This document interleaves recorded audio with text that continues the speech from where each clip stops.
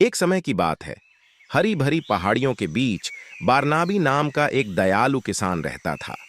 बरनबी गांव का सबसे अमीर किसान नहीं था, इससे बहुत दूर एक पहाड़ी पर स्थित उसकी छोटी टेढ़ी मेढ़ी झोपड़ी के अच्छे दिन आ गए थे और उसके औजार धारदार होने की बजाय घिसे पिटे हो गए थे।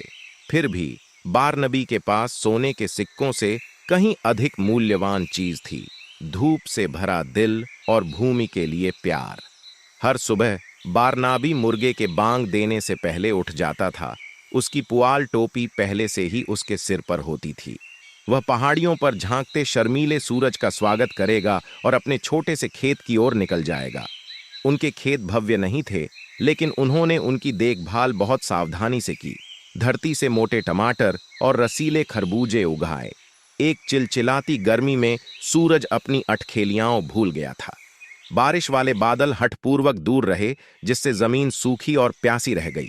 लगातार गर्मी के कारण बारनबी की फसलें मुरझा गईं और उसके दयालु चेहरे पर चिंता की रेखाएं उभर आईं। एक दिन अपने अकेले संघर्षरत सूरजमुखी को पानी देते समय बारनाबी ने लिली नाम की एक युवा लड़की को अपने बाड़े के पास घूमते हुए देखा।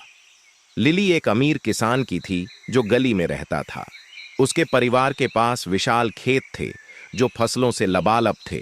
फिर भी लिली की आंखों में एक उदासी थी जो बारनबी के मुरझाए सूरजमुखी को प्रतिबिंबित करती थी। हेलो लिली, बारनाबी ने धीरे से पुकारा। लिली उछल पड़ी, चौंकी, फिर शर्माते हुए पास आई। हेलो मिस्टर बारनाबी, वह बुदबुदाया। आप क्या कर रहे हो? बारनबी ने सूखे के बारे में, अपनी चिंताओं के बारे में बताया और बताया कि अपनी फसलों को नुकसान होते देखना कितना कठिन था। लिली ने उसे यह कहकर आश्चर्यचकित कर दिया, तुम्हारा सूरजमुखी गांव में सबसे सुंदर है, भले ही वह छोटा है। बारनबी का दिल गर्म हो गया। उसने घुटने टेक दिए और लिली के साथ एक रहस्य साझा किया। इंसानों की तरह पौधों को भी कभी कभी थोड़े से प्रोत्साहन की जरूरत होती है। अगर हम अपने सूरजमुखी के लिए एक गाना गाएं तो कैसा रहेगा? लिली की आंखें चमक उठीं। साथ में उन्होंने बारिश और धूप के बारे में मूर्खतापूर्ण गीत गाए। उनकी आवाज सूखी भूमि पर गूंज रही थी। उन्हें आश्चर्य हुआ जब अन्य बच्चे हर्षित ध्वनियों के बारे में जानने के लिए उत्सुक होकर बाड़ों के ऊपर से झांकने लगे। जल्द ही पूरा गांव इसमें शामिल हो गया और अपनी संघर्षरत फसलों को प्रोत्साहित करने के लिए मूर्खतापूर्ण गाने गाए। मानो उनके प्रयासों से प्रभावित होकर अगले दिन हल्की बारिश हुई। भारी बारिश नहीं, बल्कि लगातार हो रही फुहार, जिसने धरती को भिगो दिया और मुरझाए पौधों में फिर से जान डाल दी। बारनाबी का सूरजमुखी लंबा खड़ा था। उसका चमकीला पीला चेहरा नए जोश के साथ आकाश की ओर देख रहा था।